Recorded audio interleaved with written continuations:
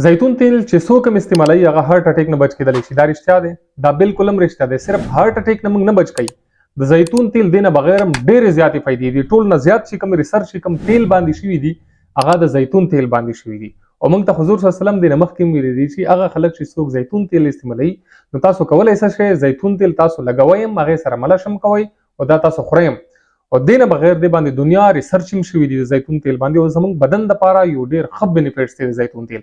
راځئ نن ګورو چې زموږ بدن لپاره د زیتون تیل کمې فایدې دي. زیتون تیل که تاسو وګورئ دی کې وټامین هم دي، منرل هم دي پکې، مونوسیچریټډ فیټس هم دي پکې، دینه بغیر هم ډېر څیزونه دي زیتون تیل کې. خو زیتون تیل اوس که موږ چېرته هم استعمالوو به څنګه؟ اول خبره او د دې فایدې کمې دي.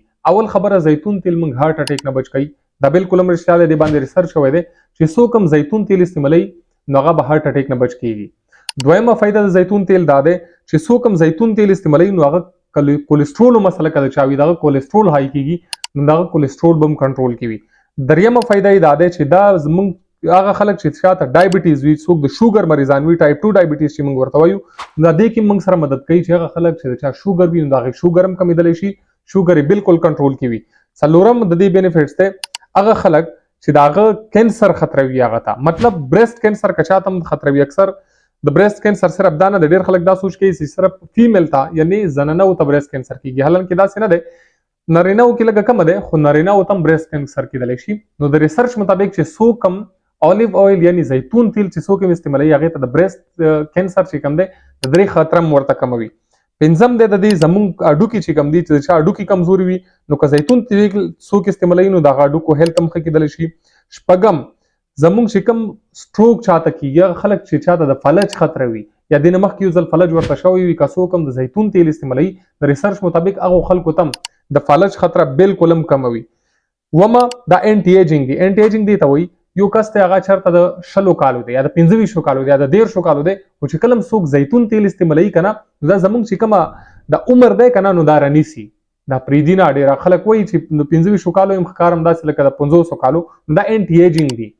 دې نه بغیر اتمه فایده د دې دی زموږ چې کوم د دماغو کم هیلت دی، د دماغو چې کوم صحت دی. موږ اکثر ګورو چې ته غټ شوی، ته خپل وزن کم که، ته ښه نه ښکاري، فزیکل هیلت ته موږ ګورو خو د دماغ هیلت ته نه ګورو.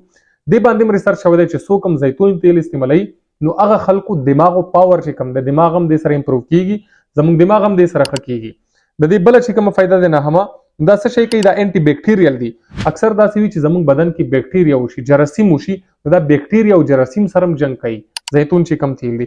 د دې لسمه فایده دا دی چې دا اکثر خلکو د کچاتم قبض وي، کنسټیپیشن وي، نو دا هغې کې مدد کوي چې دا قبض او کنسټیپیشن کم کړي. د دې بله فایده دا دی چې دا د سکین دپاره هم تاسو یوز کولی شئ. ټول نه ښه خبره، ډېر خلک وي د هغه سکین ډرای وي، وچ وي بالکل، نو تاسو څه کولی شئ دا هغه خپل لاس کې مساج کولی شئ، خپل سکین باندې والی شئ، لکه د چا مخ باندې رینکل وي هغې کې هم دا ښه مدد کوي. نو د دې دا فایدې دي چې د سکین دپاره، مخ دپاره یا کوم ځای کې ستاسو درد وي هغې باندې هم تاسو مساج کولی شئ، تاسو ځان هم غوړولی شئ ورسره. اوس کوېسچن دا دی چې دا به موږ یوز کوو څنګه؟ که څوک وایي چې نه زه پراټې پکې پخوم، داسې مه کوئ، داسې بیا د دې هغه افیکټ نه وي بډۍ باندې دومره زر.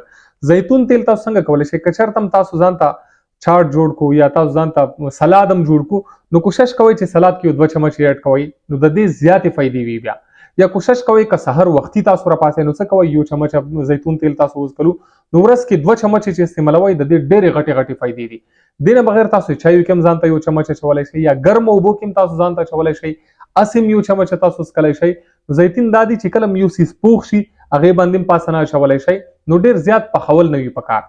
یا کانډه تاسو ځان ته پخه که چې کله پخه شي هغه نه پس چې تاسو رکوزه کوئ هغه نه پس 1 چمچ پرې واچوئ، دا به ډېر زیات پخوئ نه. نو دې نه بغیر چې کله هم تاسو زیتون تیل استعمالوئ د کوم څیزونه ما درته وښیلو دا بالکل هم انسان ته نه وي رواني.